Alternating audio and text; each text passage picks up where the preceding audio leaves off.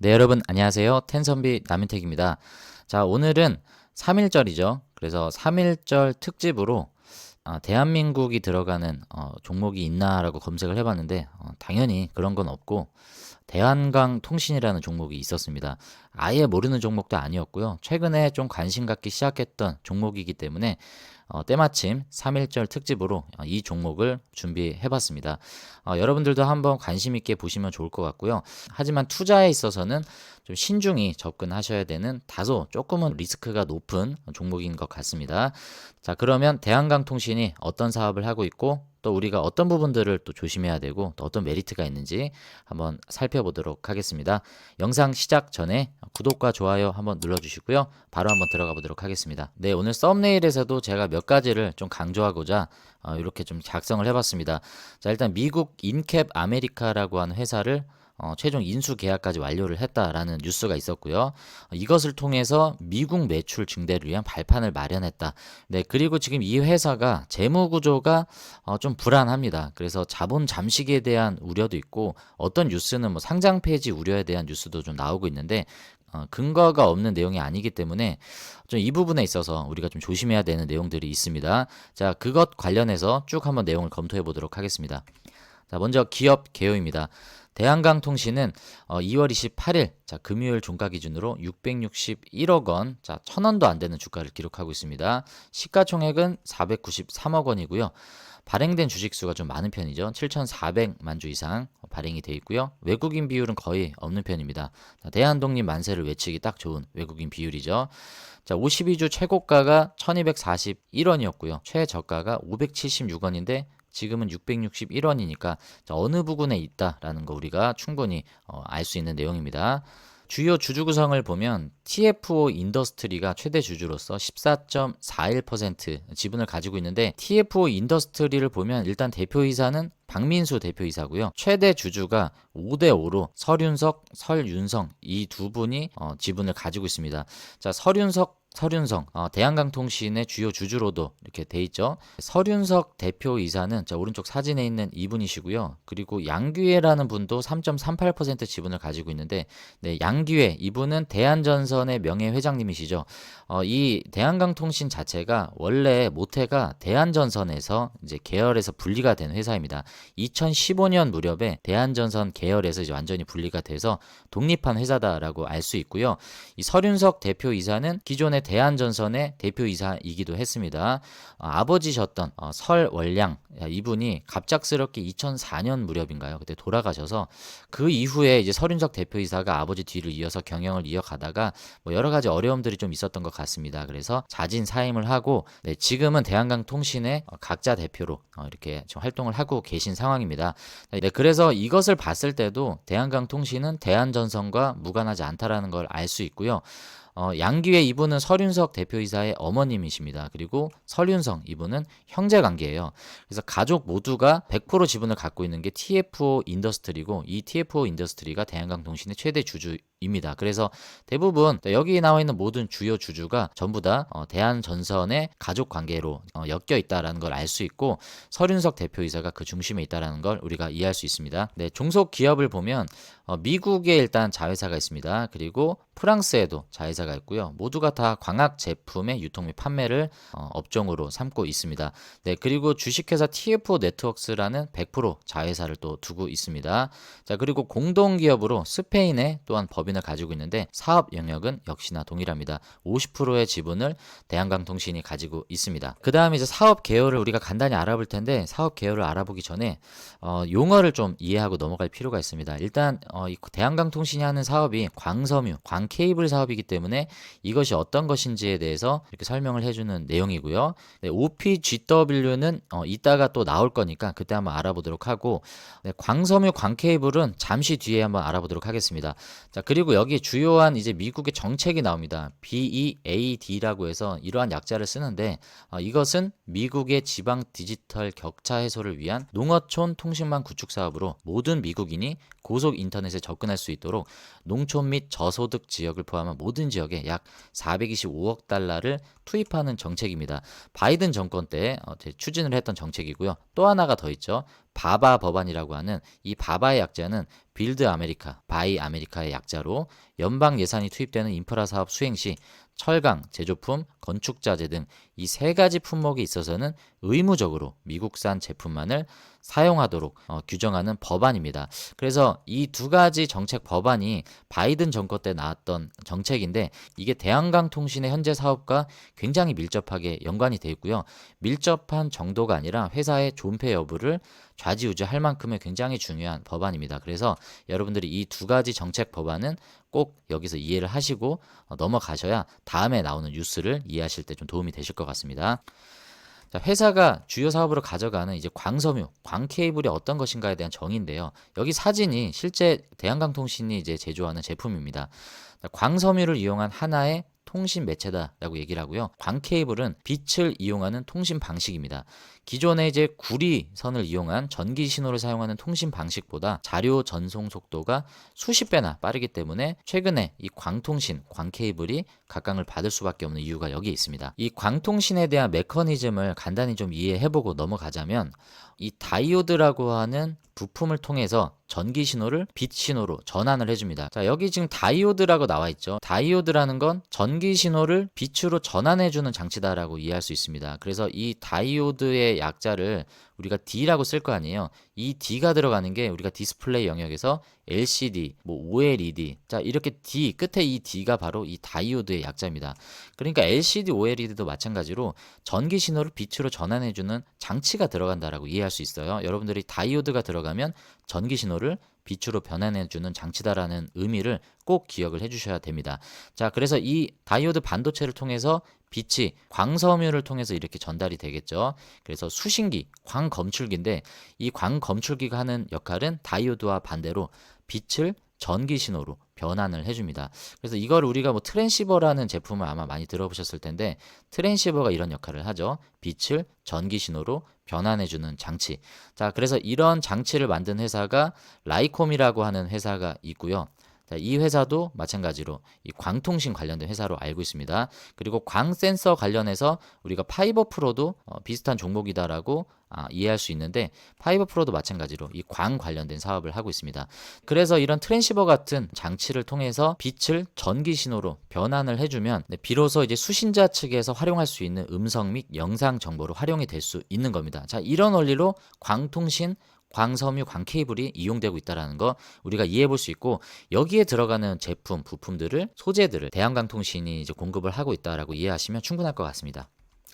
자, 그래서 이런 광통신의 장단점을 보면 구리선보다 전송 속도가 빠르고 대용량으로 전송할 수 있다. 값이 더 싸다라고 합니다. 많은 사람들이 광섬유가 구리선보다 비싸다라고 알고 있으나 실제로는 광섬유가 구리선보다 더 싸다고 합니다. 다만 제조 물성이 한정적이고 공정 다양성이 상대적으로 적고 이 제조가 까다롭다라는 단점이 있긴 하지만 실제 비용은 구리선보다 값은 더 싸다라고 합니다. 이게 원자재에 대한 내용인 것 같습니다. 저는 이게 상당히 중요한 것 같아요. 신호의 간섭을 받지 않기 때문에 혼선 및 도청의 위험이 적다. 근데 이것뿐만이 아니라 나중에 방산 제품으로 갔을 경우에 요즘에 드론이나 뭐 유도미사일 이런 것들이 많이 활용이 되죠. 아이언돔도 마찬가지고. 자, 그런 데 있어서 간섭을 받지 않는다라는 부분이 저는 분명히 여기에서 어떤 장점을 가져갈 수 있다라고 생각을 합니다. 네, 그리고 잡음이 적다라는 장점도 있고요. 또 하나의 단점을 보면 여러 가지 이제 변조 장치를 사용해야 된다. 자, 아까 그 메커니즘 통해서 봤죠. 네, 그래서 그런 변환하는 장치를 많이 사용해야 된다라는 단점을 대표적으로 꼽는 것 같습니다. 대한강통신에 대한 이제 주요 특징을 홈페이지에서 이렇게 설명을 하고 있습니다. 자, 광섬유의 모재에서부터 광케이블까지 생산 수직 계열화를 이뤄낸 국내 유일의 기업이다라는 특징을 가지고 있습니다. 그리고 두 번째 이제 특징으로 지금 보시면 위성이죠. 위성에서 지금 쏘는 게 뭡니까? 이게 레이저죠. 레이저를 활용한 이런 통신 사업으로도 충분히 활용할 수 있는 사업을 가져가고 있다라고 얘기를 하고요. 여기 보시면 매우 경제적인 고품질 광섬유 레이저를 공급을 한다라고 써 있습니다. 위성통신이라든지 방산, 자, 이런 사업 영역에도 활용이 될 수 있는 광섬유 레이저 기억해 보시면 좋을 것 같고요. 자, 그리고 이제 최근에 또 주목받고 있는 부분인데요. 고순도 쿼츠를 생산하고 있다라고 합니다. 쿼츠는 이제 석영이에요. 석영이라고 하는 거는 이따가 사진으로 볼 텐데, 자, 이 고순도 쿼츠는 반도체 영역에서 사용이 되는데 그것 관련해서 최근에 뉴스가 나왔는데 2월 28일에 나왔던 따끈따끈한 뉴스입니다. 굉장히 좋은 내용의 뉴스인데 이 뉴스가 나오고 나서 주가는 마이너스 12% 빠지게 되었는데 시장에서는 이 뉴스를 그렇게 호재로 보지 않는 것 같습니다. 내용을 좀 보자면 대한광통신이 석영 유리기판 블랭크 마스크에 사용되는 합성 석영 상용화에 성공을 했다. 이걸 가지고 뉴스에서는 국내 반도체 업계에 대변화가 예고된다라고 소개를 하는데 왜 그런가라고 봤더니 그동안 이 소재를 해외 수입에 전적으로 의존을 했다라고 합니다.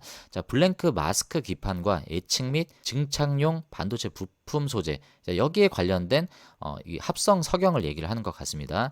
국산화를 완성하고 국내 반도체 공급망을 완성하는 등 업계에 큰 변화를 가져올 것으로 회사 측이 내다보고 있기 때문에 이게 정말 시장에서 내다보는 건지 회사에서 자기들이 생각하는 건지는 우리가 좀 검토를 해봐야 되는 내용이죠. 근데 해외 수입을 전적으로 의존했던 건 맞아요. 대표적으로 일본에서 이런 쪽의 소재 부품을 거의 지금 독점을 하고 있죠.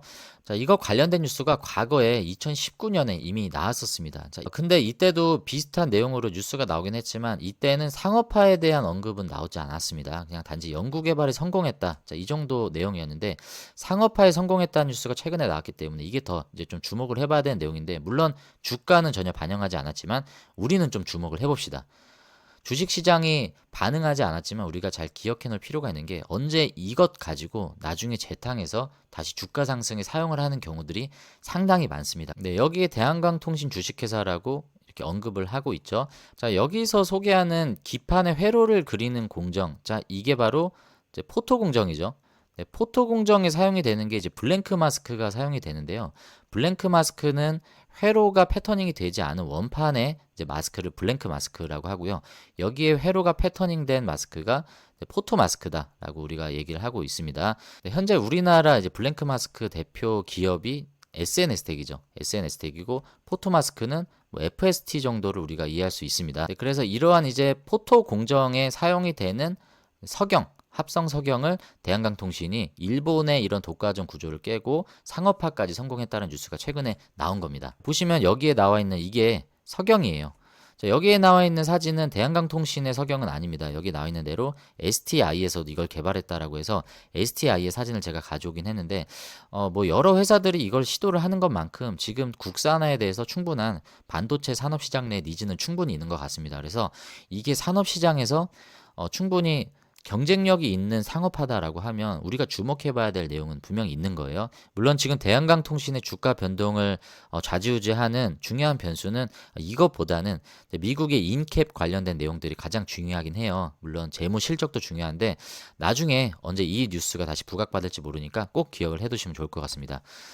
그리고 회사의 현재 지금 주요 제품군들을 보면 아까 제가 소개했던 종속 자회사를 통해서 이러한 매출이 지금 나오고 있고 지금 흑자를 꾸준하게 유지하고 있고 큰 매출 실적을 가져가고 있는 건 현재 대한광통신의 캐시카우 역할을 하는 거는 TF 네트워크스다라는 거 우리가 이해할 수 있습니다.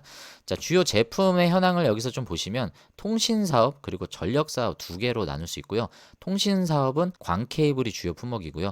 전력사업 쪽으로는 OPGW라는 이런 전선이 활용이 됩니다. 이거 이따 알아볼 거니까 그냥 넘어가 보도록 하겠습니다. 매출 비중은 거의 50대 50인데 통신이 현재까지는 조금 더 매출 비중이 높은 것으로 우리가 알 수 있습니다. 그리고 내수 매출, 해외 매출 비중을 좀 보시면 과거에만 해도요. 과거에는 해외 매출이 더 많았습니다. 그런데 해외 매출이 현재는 줄어들고 내수 매출이 소폭 이렇게 늘어난 모습들 확인할 수 있습니다. 내수 매출이 느는 것도 물론 뭐 좋은 거지만 이보다 해외 매출이 늘 수 있는 성장 발판을 마련하는 게 현 시점에서는 가장 중요하다라고 볼 수 있습니다. 그래서 시장에서는 지금 미국 시장 진출에 있어서 인캡 인수한 이 부분에 있어서 지금 많이 주목을 하고 있다라고 우리가 볼 수 있고요. 이게 중요합니다. 계약 체결은 완성이 됐지만 이후에 여기서 어떤 과정을 통해서 매출이 극대화될 것인지 이게 사실은 제일 중요한 대목입니다. 계속 알아보도록 하겠습니다. 네, 재무를 한번 분석을 해볼 텐데 재무가 좀 중요하죠. 왜냐하면 이 회사가 자본 잠식, 상장 폐지에 대한 우려가 있기 때문에 재무를 꼼꼼하게 좀 분석할 필요가 있어서 오늘 영상을 준비할 때 저는 재무에 대한 내용을 좀 오래 할애를 했습니다. 먼저 현 시점의 재무를 좀 보면 2024년까지 넘으면서 지금까지 매출의 성장을 보면 뭐 그렇게 급감하지도 않고요. 뭐 그렇게 성장한 부분도 아니고 그냥 평이한 수준을 좀 유지했던 것 같습니다. 하지만 영업이익, 당기순이익을 보면 들쑥날쑥했죠. 2022년까지만 해도 영업이익이 흑자였는데 큰 폭으로 적자로 전환이 되면서 자, 올해 잠정 실적이 발표가 됐죠. 자, 그것을 제가 여기다 기재를 했는데 영업이익이 마이너스 255억 원, 당기순이익은 더 큰 폭으로 떨어진 482억 원의 마이너스를 기록을 했습니다. 그래서 지금까지의 매출을 보면 부정적인 요소들이 많고요. 더 큰 걱정이 되는 건 이런 영업이익과 당기순이익뿐만이 아니라 부채 비율, 당자 비율입니다. 이게 보시면 이게 지금 부채 비율이고요. 이게 당자 비율, 그리고 이게 유보율입니다. 자, 이게 2024년 3분기 기준이죠. 이때 기준으로 봤을 때 부채 비율이 309%. 기존도 낮지는 않았는데 이보다 더 올라간 상황입니다. 부채 비율이 점점 올라가고 있고 부채 중에서도 은행 이자를 납부하는 차입금 비중이 상당히 높은 편입니다. 그래서 이게 좀 더 좋지 않은 상황이고 당자 비율이 45라는 얘기는 현금성 확보가 그만큼 충분하지 않다라는 얘기입니다.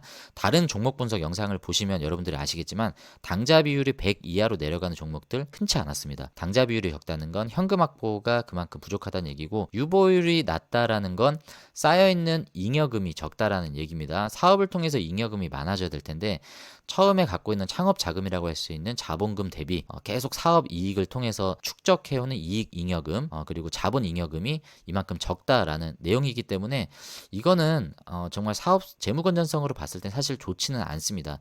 회사에서도 이거를 대응할 수 있는 여러 가지 전략들이 필요할 텐데 일단은 지금 회사에서는 유상증자 전환사채를 활용을 했습니다. 자, 잠시 후에 유상증자에 대한 내용도 한번 살펴보도록 하겠습니다. 잠정 실적이 나왔습니다. 아까 제가 확인한 그 내용 그대로고요. 이유에 대해서 회사에서 발표한 바로는 광섬유 시장 가격이 하락했다고 하고요. 이에 따른 매출 및 손익이 악화되었다. 이게 가장 큰 실적 악화의 이유라고 이렇게 한 줄로 기재를 해놨습니다. 그리고 이 재무제표는 지금 자산부채 자본 총계를 알 수 있는 지표입니다. 자, 이거를 우리가 재무상태표라고 얘기를 하죠. 이 재무상태표와 현금흐름표를 우리가 두 개를 다 같이 확인할 수 있는 표인데 지금 보시면 자산에서 부채를 뺀 게 자본이죠. 순자산이라고 자본을 얘기를 합니다. 그래서 이 순자산이 지금 현재 3분기, 지난해 3분기 기준으로 510억 원 정도가 남아 있는데 자본금은 쉽게 얘기해서 이제 창업 자금이라고 얘기할 수 있어요. 회사가 이제 갖고 있는 어떻게 보면 시드머니죠. 이 시드머니를 가지고 사업을 계속 영위를 하면서 결국엔 이 순자산, 자본이 계속 늘어나야 좋은 건데 지금 순자산이 점점 줄어들고 있어요. 사업성이 계속 떨어지고 있다라는 얘기입니다. 기업의 경영이 안 좋은 상황으로 계속 가고 있다. 그렇다 보니 지금까지의 주가 흐름도 계속 이렇게 우하향하는 흐름을 가져갈 수밖에 없었던 이유가 여기에 있었고요. 네, 근데 여기서 좀 심각한 거는 뭐냐면 건강한 기업은요. 자본금보다 자본 총계가 훨씬 더 높습니다. 그런데 이게 같아도 문제고요. 더 최악은 이게 만약에 부가 이렇게 된다. 그러니까 자본금이 자본 총계보다 더 많게 되는 거죠. 자, 그런 경우를 우리가 뭐라 그러냐면 자본 잠식이다라고 얘기를 합니다. 자, 부분 자본 잠식을 지나서 완전 자본 잠식으로 가면 상장 폐지 사유가 되는 거예요. 그래서 자본 잠식은 상당히 안 좋은 겁니다. 이거는 케이스 바이 케이스가 아니고요. 자본 잠식은 그냥 무조건 안 좋은 거예요. 뭐 우리가 유상증자가 어떨 땐 호재고 어떨 땐 악재다 뭐 이렇게 얘기를 하는데 자본 잠식은요 뭐 그런 걸 고민할 필요가 없습니다. 자본 잠식은 100% 안 좋은 거기 때문에 지금 자본 잠식의 우려가 있을 정도의 재무 상태까지 갔다라는 거예요. 자, 그러면 이걸 해결할 수 있는 방법이 뭐가 있겠습니까? 두 가지 방법이 있겠죠. 첫 번째는 자본 총계를 올리는 방법이 있죠. 이게 제일 좋은 거죠. 자, 사업의 체질을 개선을 해서 경영 성과가 자본 총계가 올라갈 수 있도록 영업이익을 높이는 방법. 이게 가장 좋은 건데 자, 이게 당장엔 어렵잖아요. 말이 쉽지. 그렇기 때문에 자, 이러한 자본 잠식을 면하고자 회사가 대부분 이런 상황에서 선택하는 건 유상증자 또는 전환사채 이런 것들을 통해서 자본을 확보를 합니다. 물론 전환사채는 자본금으로 들어가진 않아요. 얘는 부채로 들어갑니다. 다만 전환사채가 주식으로 전환이 될 경우에는 부채에서 사라지고 이게 자본금으로 들어갑니다. 네, 그리고 유상증자는 처음부터 자본금으로 편입이 됩니다. 그래서 부채로 잡히지 않으면서 자본을 늘릴 수 있기 때문에 기업 입장에서는 사실 유상증자를 많이 활용을 하죠. 은행에 돈을 빌리기보다는요. 뭐 이것도 여러 가지 장단점이 있겠지만 일단은 유상증자와 전환사채를 대한강통신은 활용을 했습니다. 자, 그렇다라는 건 이제 자본금이 지금 시점에서는 이제 늘어날 수 있다라는 거죠. 전환사채는 이미 반영이 됐고요. 최근에 이제 발행을 받았던 유상증자가 이제 여기서 자본금으로 편입이 될 겁니다. 220억 정도로 이제 산정이 돼 있는데 이 220억이 자본금으로 들어간다라고 하면 아까 우려했던 자본 잠시 그 우려에서는 일단은 좀 숨을 돌릴 수 있는 시점이 될 수 있는 겁니다. 유상증자는 결론적으로 지금 성공적으로 납입까지 다 완료가 됐어요. 성공적으로 유상증자는 다 끝났기 때문에 일단은 한숨 돌렸다라고 우리가 확인할 수 있고 이제 중요한 건 2025년 올해 사업을 대한강통신이 어떻게 가져가서 영업이익의 성장을 보여줄 것이냐 이게 사실 중요하죠. 지금과 같은 수순으로 가다가 또 유상증자 같은 카드를 꺼낸다라고 하면 주식시장에서는 이거를 그냥 호락호락 받아들이진 않을 겁니다. 네, 그리고 최근에도 뉴스가 나오는 게 이제 유상증자에 대해서 더 관리 감독을 강화하겠다는 뉴스가 최근에 나오고 있죠. 자, 그런 내용으로 봤을 때 2025년 실적이 전망이 좋지 않다라고 했을 경우에는 자, 이제 유상증자 전환사채 이런 카드를 쓰기에도 만만치 않은 상황일 겁니다.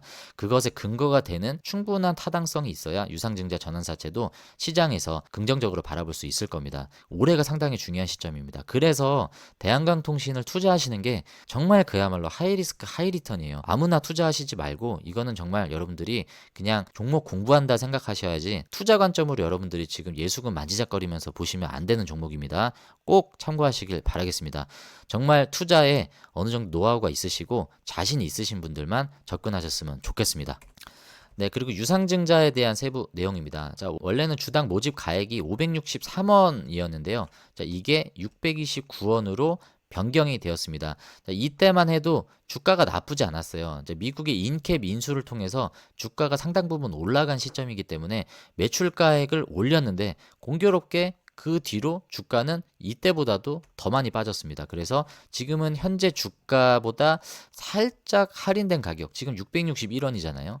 지금 가격보다 살짝 떨어진 가격이기 때문에 이미 뭐 받은 분들 입장에서는 억울하지만 크게 메리트 있는 금액은 아니다라는 거 좀 이해할 수 있고 회사 입장에서는 기존보다도 더 많은 자금을 확보하게 되어서 220억 정도를 유상증자를 통해서 자금을 확보하게 되었습니다.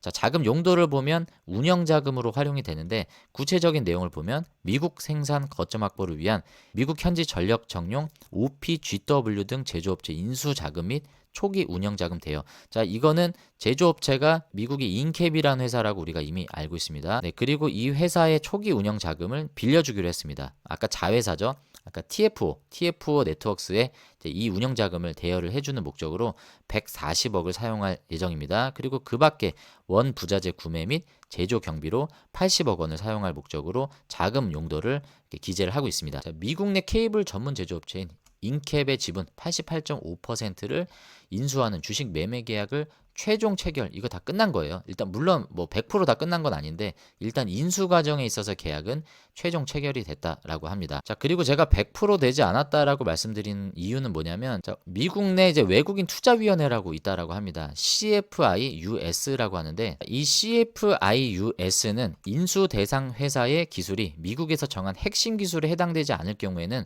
별도의 승인 절차를 요하지 않고 약식 절차로 마무리된다라고 하는데 지금 대한강통신의 경우가 약식 절차에 해당이 된다라고 확인이 됐다라고 합니다. 그래서 이 마지막 남은 절차도 크게 변수는 없기 때문에 인수는 큰 무리 없이 순조롭게 진행이 될 것으로 예상이 됩니다. 확정적으로 끝났다라고 봐도 무방한 상황이에요. 근데 문제는 이걸 통해서 앞으로의 어떤 매출과 영업이익들이 나올 것인가? 자, 이게 제일 중요한 부분이죠. 자, 근데 이제 매출 실적뿐만이 아니라 여기에서 아까 처음에 제가 바이든 정권에서 추진했던 두 가지 우리가 보자고 했죠. 자, 그게 나옵니다. 바바 정책이 나오죠. 바바 아까 뭐였습니까? 빌드 아메리카, 바이 아메리카, 미국에서 생산하고 미국 거를 사라. 자, 이거였잖아요. 여기에 나오는 이제 정책 지원금을 이제 받는 게 상당히 중요한데 그것을 노리고 이 TFO 네트워크스가 인캡을 인수했다라고 합니다. 인캡은 2017년 미국 텍사스주에 설립된 종합 케이블 제조사로 통신 케이블과 전력 케이블 모두를 제조할 수 있다. 2023년 매출 규모는 하나로 350억 원 수준이며 이 중 55%가 전력 사업 매출에 해당된다. 아까도 제가 설명드렸지만 대한강통신의 캐시카우 역할은 자회사인 TF 네트워크스가 맡고 있다라고 말씀을 드렸죠. 자, 그 이유가 왜 그러냐면 대한강통신의 전력 매출은 133억 원에 불과했지만 TF 네트워크스의 전력 매출이 507억 원으로 더 높습니다. 그래서 연결 기준으로 대한강통신의 매출이 640억 원이 찍혔지만 사실 자체적인 별도 매출은 133억 원밖에 되지를 않죠. 자, 그래서 회사는 이러한 이제 인수를 통해서 연결 기준 전력 부분 매출을 2027년까지 2배 이상 성장한 1,400억 원을 목표로 하고 있다라고 합니다. 자, 그러면 도대체 이 OPGW가 뭐냐? 광복합 가공지선인데요. OPGW의 약자는 옵티컬 파이버 컴포짓 오버헤드 그라운드 와이어라고 합니다. 이름도 참 긴데요. 광복합 가공지선. 이걸 들어도 뭔지를 모르겠어요. 가공지선은 벼락으로부터 가공 송전선을 보호하기 위해 도체 위쪽에 도선과 평행하게 가설한 금속선이다. 적용 산업이 전력 송배전, 플랜트, 철도, 광대역 통신에 활용이 된다라고 하고요. 자, 사진에 보다시피 이러한 겉에 여기 지금 동그랗게 말려져 있는 이 부분 있죠. 자, 이게 바로 OPGW인데 이 OPGW는 이제 벼락으로부터 송전선을 보호하기 위한 이제 장치다라고 이제 설명을 해주고 있고 이걸 통해서 인캡의 사업 영역을 더 확대해 나가겠다라는 설명이었습니다. 네, 그리고 인캡은 최대 주주가 러시아인이 대주주로 있었다라고 합니다. 그래서 유럽 회사의 지배를 받으면서 관계사로부터 고가의 원부자재를 매입하는 등 이것을 통해서 손실이 계속 쌓여져 있었다라고 하는데 이번에 최대 주주가 바뀌었죠. 그래서 TFO를 통해서 기존의 매입 구조를 변경하고 손익을 개선할 예정이다. 그래서 이 과정에 뭐 바로 이게 되는 게 아니니까 일정 기간 운전자본 지원이 필요해서 140억을 대한강통신이 쏴주겠다. 이걸 유상증자를 통해서 쏴주겠다라는 거죠. 그리고 이번에는 바이든 정권에서 추진했던 또 하나의 중요한 정책 아까 뭐였죠? 2025년 미국 BAD 프로그램에 신규로 참여할 수 있는 자격도 갖추게 된다. 인캡을 통해서 이게 가능해졌다라는 얘기입니다. 네, 그래서 대한강통신이 이 인캡을 어떻게든 인수하고자 했었던 그 원인이 여기에 있었던 거죠. BAD 이 프로그램에 참여를 하는 자격을 갖추게 돼서 여기에 나오는 지원금을 받고자 하는 그 내용이었던 거죠. 당분간 전력선과 통신선 분야 모두 미국 매출 증대에 집중할 것으로 보인다. 우리가 아까 얘기했죠. 그 대한강통신을 바라볼 때 시장에서 주요한 변수로 지금 보고 있는 게 이거다라고 말씀드렸습니다. 미국 매출. 지금 트럼프가 계속 관세 정책으로 때리고 있고 이번에도 중국, 뭐 캐나다, 멕시코 계속 기존대로 가겠다라고 지금 강행을 하고 있는 상황이고 지금 계속 트럼프는 양보할 의지가 없다라는 것을 최근에 또 우크라이나 젤렌스키와의 회담을 통해서도 우리가 계속 보고 있습니다. 그래서 대한강통신이 미국 매출 증대에 계속 집중할 수밖에 없는 이유가 그런 국제적인 정세에서도 우리가 확인할 수 있는 건데 네, 그래서 이러한 정책 지원을 받게 되면 이 바바 정책 같은 경우에 대응하면서 2024년 대비 2배 이상 성장한 연간 350억 원 이상의 미국 매출을 예상을 하고 있다. 자, 이게 바바 정책을 지원을 받을 경우에 해당이 되는 거기 때문에 이게 트럼프가 이제 폐지를 시켜버리면 안 되는 거예요. 대한강통신은 2028년까지 연결 기준 4천억이 넘는 매출 증대 계획을 가지고 있다. 자, 이 모든 게 순조롭게 될 경우에 가능하다라는 거죠. 자, 그리고 운영자금 목적으로 얘기했었던 이제 80억 원. 자, 이거를 어디에 사용할 거냐라는 설명인데 미국의 대형 ISP M사라고 하는데 ISP는 인터넷 서비스 프로바이더로 제가 알고 있습니다. M사 어떤 건지 이따 알아보고요. 2025년 광케이블 물품 공급에 대한 공급자 선정을 이미 마쳤다라고 합니다. 그래서 2024년 10월 중에는 최종 공급 계약 체결을 위한 당사 생산 시설 방문 및 검증을 마쳤다. 이거 계약된 거 아니에요. 아직 계약된 거 아닙니다. 자, 그래서 이번에 추진 중인 물품 공급 계약은 M사의 발주 물량 중 해외 수입분 전량이라고 합니다. 전체 발주 물량의 40% 정도 해당이 되는데 빠르면 올해 2025년 초에는 물품 공급 계약이 체결될 것으로 예상이 된다. 올해 초를 예상하기 때문에 여기에 대한 계약 체결 내용이 나오면 주가는 좀 반응할 수 있을 것 같습니다.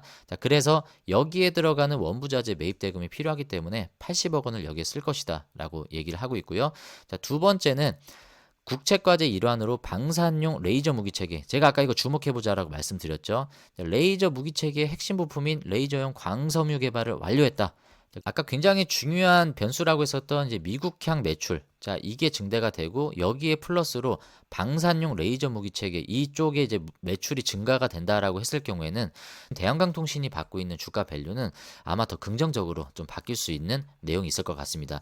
자, 이런 계획으로 유상증자까지 받았으니까 이제는 숙제만 남은 거죠. 이 숙제를 어떻게 성실하게 할 것인지 이제 투자자로서 우리는 그걸 좀 지켜봐야 되는 내용입니다. 계약 공시가 나오면 제일 좋은 거겠죠. 네, 아까 얘기했던 그 M사에 대한 내용의 그 추가적인 뉴스입니다. 도대체 이 M사가 누군지 궁금하잖아요. 그래서 찾으면 나올 것 같아서 찾아봤더니 역시나 나왔습니다. 자, 구체적인 내용을 보면 자, 이거는 작년 12월 19일에 나왔었던 뉴스인데요. 미국 인터넷사 M사 구매 담당 임원으로부터 1200만 불, 자, 우리나라 돈으로 172억 원 규모에 해당되는 물품 구매 요청서를 수령을 했다. 그러니까 계약이 체결되면 172억 원 규모 정도 되는 계약이 나올 거다라고 우리가 이해할 수 있겠습니다. 이 뉴스에서 이제 M사가 어디다라고 얘기를 하고 있습니다. 자, 바로 메트로넷이죠. 메트로넷을 인수를 했는데 이 메트로넷은 미국의 티모바일과 사모펀드 KKR이 합작회사를 만들어서 인수를 했다. 네, 그래서 메트로넷을 통해서 이제 앞으로 공급이 진행될 수 있다라는 긍정적인 뉴스 우리가 확인을 했습니다. 네, 그리고 재무에 대한 또 추가적인 내용인데요. 기존의 대한강통신이 9회차 전환사채, 10회차 전환사채를 자, 발행을 받았습니다.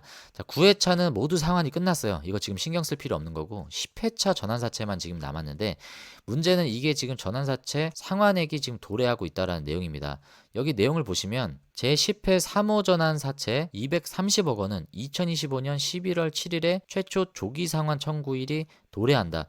이 전환사채 만기일은 원래 2028년이에요. 2028년인데 조기상환 청구권 옵션이 있었다라고 합니다. 이 조기상환 청구권이라는 거는 풋옵션이라고 우리가 얘기를 하는데, 그러니까 사채권자가 너네 돈 만기일보다 좀 빨리 갚아라라고 청구할 수 있는 권리입니다. 이건 옵션을 달기 나름인데 이게 옵션이 있었던 것 같습니다. 그래서 얘네가 만약에 이 조기상환 청구권을 행사를 하게 되면 230억 원을 갚아야 된다는 얘기죠. 그 기일이 11월 7일이기 때문에 이거 얼마 안 남았잖아요. 대부분 전환사채는 주식으로 전환할 수 있는 옵션이 있기 때문에 주식으로 전환할 수도 있지 않느냐라고 생각할 수 있겠지만 네, 지금 현재 전환가액이 1085원입니다. 아까 주가 현재 주가 얼마라고 그랬죠? 661억인데 이거 전환하자마자 수익률이 30% 이상 마이너스로 찍힐 텐데 자, 어느 정신 나간 사람이 이거 주식으로 전환하겠습니까? 그렇기 때문에 전환하기보다는 약간의 이자를 받고 원금을 받고 싶겠죠. 자, 이럴 가능성이 높다라고 회사도 인정을 하기 때문에 이거 어떻게 할 거냐, 유상증자는 이미 다른 목적으로 다 쓸 건데 이 230억 원은 또 어떻게 마련할 건지가 또 걱정입니다. 그래서 여기 회사에서 나온 내용으로 보면 추가적인 외부 시장에서의 자금 조달을 통해서 대응할 계획이다. 이 추가적인 외부 시장에서의 자금 조달이 뭡니까? 이거 유상증자 아니면 전환사채죠. 자, 이런 것들을 통해서 자금 조달을 할 것이다. 자, 이거를 뭐 3자 배정으로 받으면 뭐 무리가 없겠지만 이거를 또 주주들에게 만약에 넘긴다라고 했을 경우엔 시장의 충격이 클 거고요.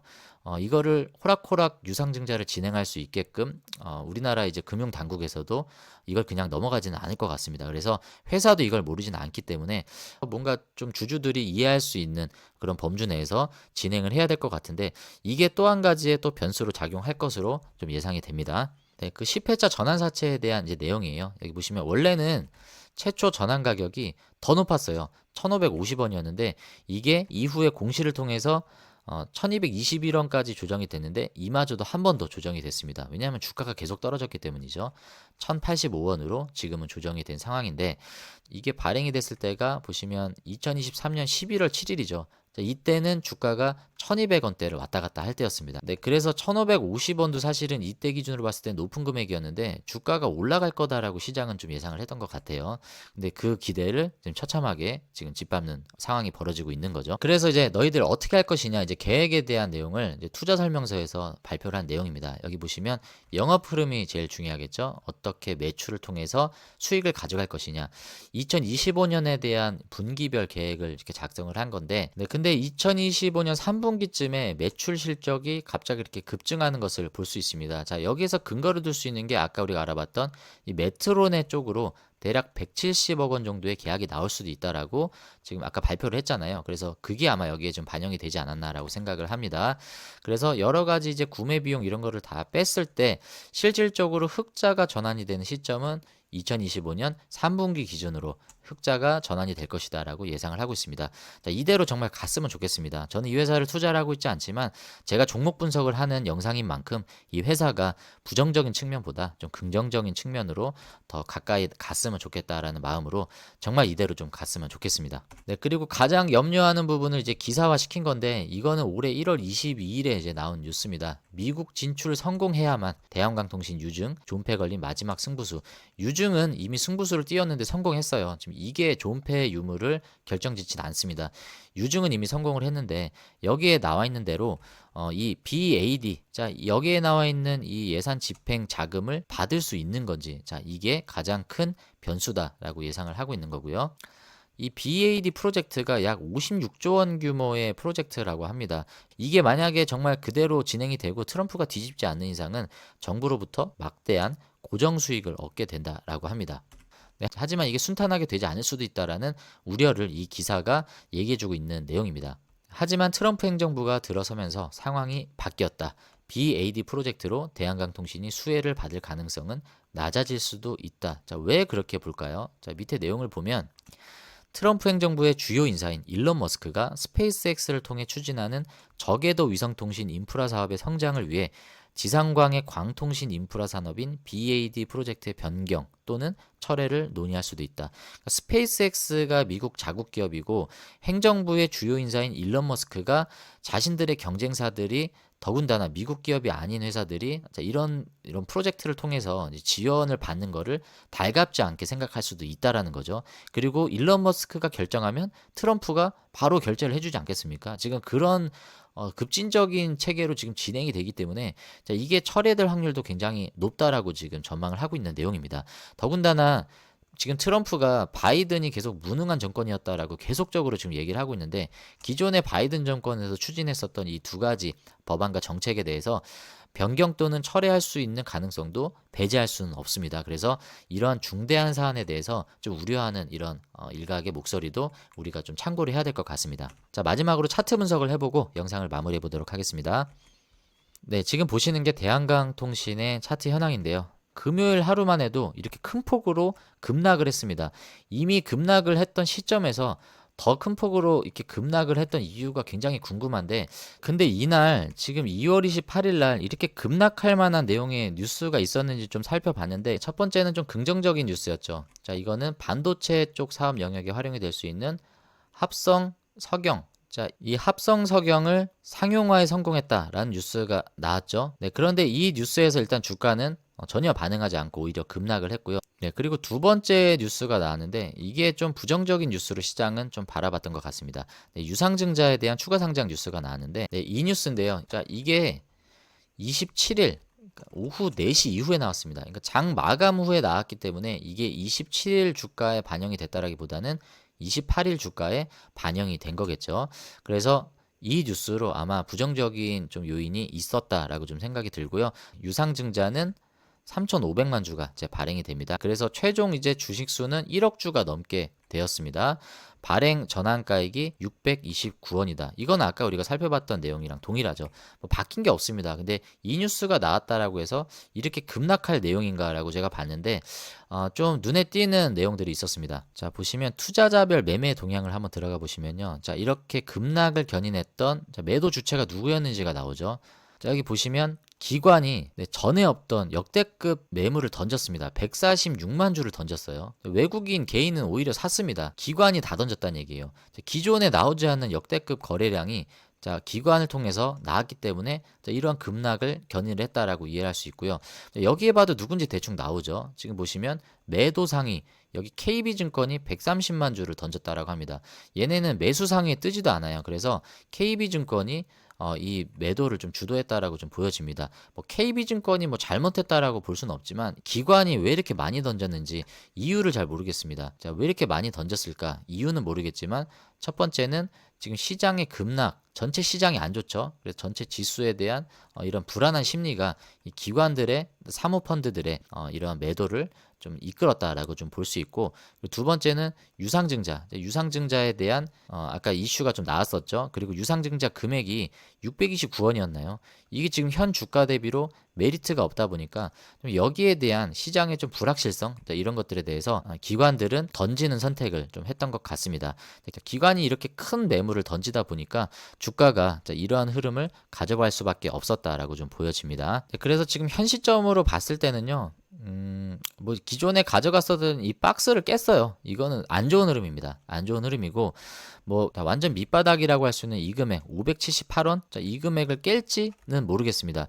근데 여기를 깨면 정말 안 좋은 상황인데, 거래량도 상당히 많이 나와서 지금 상황에서는 지금 이 현재 주가에서 갑자기 이렇게 급등할 수 있는 확률은 그렇게 높지는 않은 것 같습니다. 정말 만약에 투자를 염두하시는 분들은 뭐 제 영상을 굳이 볼 필요도 없는 그런 고수의 영역에 있으신 분들이 가능하실 것 같고, 매수 관점으로 보시는 분들보다는 기존에 이런 지점에서 지금 매수하신 분들, 물려 있으신 분들이 상당 부분 많을 것 같습니다. 그래서 내가 물려 있는 종목이 과연 언제 오를까라고 해서 이 종목을 클릭하신 분들이 아마 많으실 텐데, 제가 그런 분들에게 기대감을 꺾을 수 있는 그런 내용들만 자꾸 우려 섞인 말을 드려서 정말 죄송하지만, 어쨌든 시장의 지금 평가를 봤을 때는 대한광통신에 대한 기대감은 지금 사실상 그렇게 크지는 않다라고 보는 게 맞습니다. 리스크적인 측면이 더 크다라고 보기 때문에 지금 전저점까지도 좀 위협받을 수 있는 위치에 와 있고, 거래량을 상당히 많이 실은 상태에서 이런 개파락을 지금 동반을 했습니다. 네, 그리고 지금 여러분들 매물대 보십시오. 여기 지금 바닥에 매물대 지금 상당히 많죠. 지금 여기에 매물대가 많고, 그 다음에 이제 이쪽인데,